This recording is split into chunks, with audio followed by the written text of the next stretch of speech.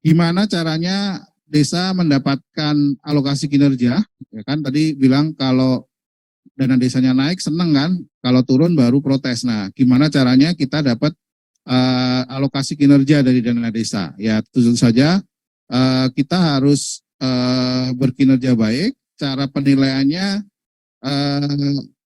kombinasi nih gabungan atau koordinasi antara DJPK pemerintah pusat dengan Pemda. Jadi minimal 75% penilaian dari pemerintah pusat dan 25% maksimal penilaian dari Pemda.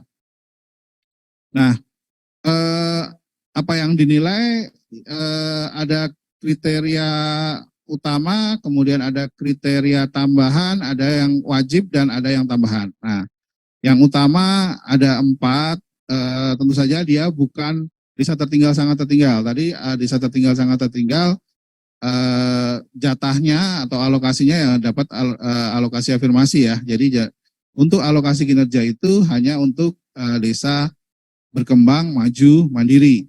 Kemudian dia bukan penerima alokasi afirmasi. Kemudian tidak ada kasus hukum. Nah, itu kriteria utamanya. Kemudian ada kriteria kinerjanya.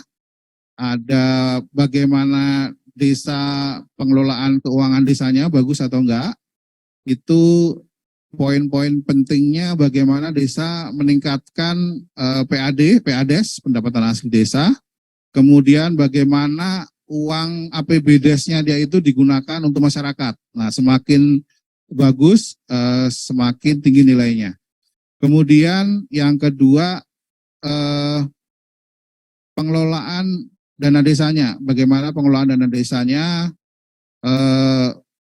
penyerapannya, penyalurannya seperti apa, kemudian capaian outputnya seperti apa. Nah, yang ketiga, capaian keluaran dana desa, outputnya tercapai 100% atau enggak, menggunakan secara swakelola atau enggak. Kemudian yang keempat yang dinilai adalah outcome atau dampak dari dana desanya.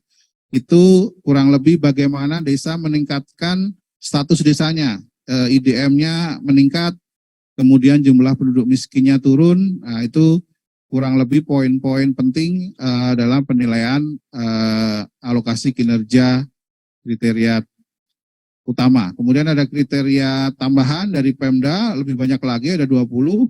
Nah, itu Bapak Ibu di DPMD melakukan penilaian kepada desa masing-masing, Bapak Ibu lebih paham kondisi desanya, ada banyak hal-hal yang spesifik yang kami sendiri nggak bisa dapat datanya, yang Bapak Ibu di DPMD bisa melakukan perlombaan untuk kriteria-kriteria tambahan tadi. Nah, kemudian Bapak Ibu nanti di DPMD menyumbangkan nilainya melalui aplikasi teman desa, aplikasi SIKD modul teman desa, yang bobotnya maksimal 25%. Nah, kombinasi nilai dari DJPK dan dari Bapak Ibu DPMD itulah yang menentukan apakah desa dapat alokasi kinerja atau tidak. Jadi championnya adalah 15%, kurang lebih 15% desa terbaik. Jadi kalau desa Kabupaten A, desanya ada 100, kurang lebih 15 desanya dapat alokasi kinerja. Tapi kita juga clustering juga ya, kita clustering, jadi kabupaten yang desanya banyak, seperti tadi contohnya Aceh Utara ya, 852 desa ya, dia hanya dapat 13%. Tapi sedangkan kabupaten atau kota yang desanya sedikit, misalnya kota Prabu Muli, desanya hanya 12 ya, dia akan dapat 17%. Champion yang dapat alokasi kinerja. Nah, yang baru di 2023 ini adalah ada sedikit perbedaan. Kalau tahun lalu alokasi kinerja per desa itu sama, kurang lebih 280 juta, tahun ini ada pembedaan.